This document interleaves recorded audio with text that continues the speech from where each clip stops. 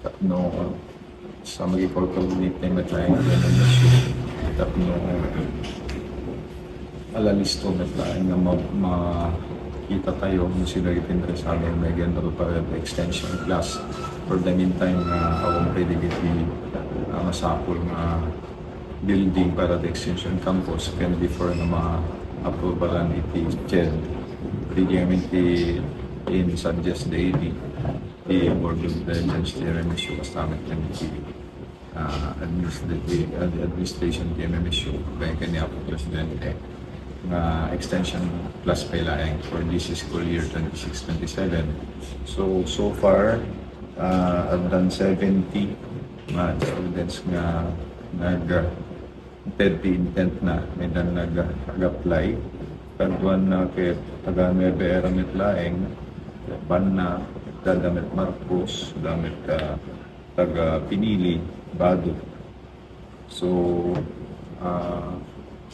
talo di main courses nga kayat da in-applyan di kadwan na iti forestry, iti food processing, and ito electrical technology.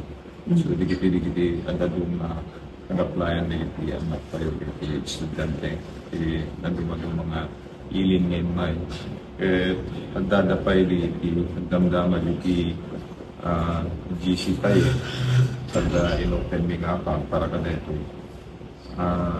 damdamagan din iti nandun mga ili iti dumaya sila kung matitindig sulson ng dingras mapasano di pagluganan da nga umay at naikonsultar tayo mag-committee commission na audit kung okay lang i-extend tayo dito nga beneficio para kanagiti kakailian tayo kung di dadua pa ni ili interesado nga umay dito tayo kagas ko matigapitig sulso na. So, wala yan tayo dito nga bundaway na no umanay dalagit di nga hingga natin 25 to 30 na ni pwede sulso na para ti kuster tayo mo kanti service na na malitin tapno yasideg kalawada dito'y pagbasaan da siyempre umutay na nangina si amin pagkasera, pagklete, yan sa bali dito pinangyasidig kayo tipo sa education para kaligyan anak kayo. May kantigun daw ay iti amin, ang laeng nga niti degree courses na panayon yung so iti enroll niti anak kayo. Kitang met kanya di masapol iti paligan. Kanan niya ti kabarlan, consider tayo di kabarlan ti pamilya.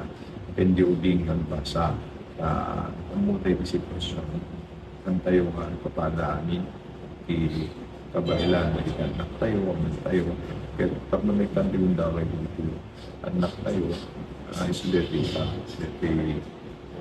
pagyamyamanan tayo unay di MMSU dadaligiti kasi nga po in partnership with the LGU for the establishment of Extension Campus. And so thankful na naawatan mismo di administrasyon din ng MSU, di Board of Regents ng pagkakamanan, di chairman tayo, di Chen, di Dr. Agrupis, or Shirley, tapos tapos di national government, di provincial government, kami pagkamot tayo ng kanyang governor dito, so she's very happy na adalakas tayo yung mga karakalitan tayo.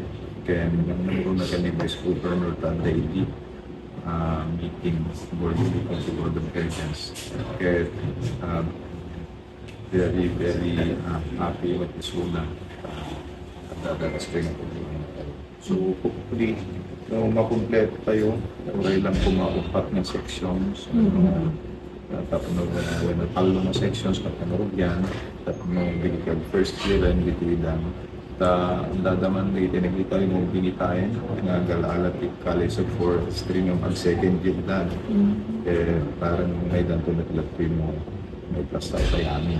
So again ulitin no tilugan ipampanunod tayo nagigit ubing nga hanggang titig sulso na din mas marcos pabalin mo nga ipantay na pa iti pick up or can dropping point. Nutibigat ng panggamakala sa agawid kimalan na magpastik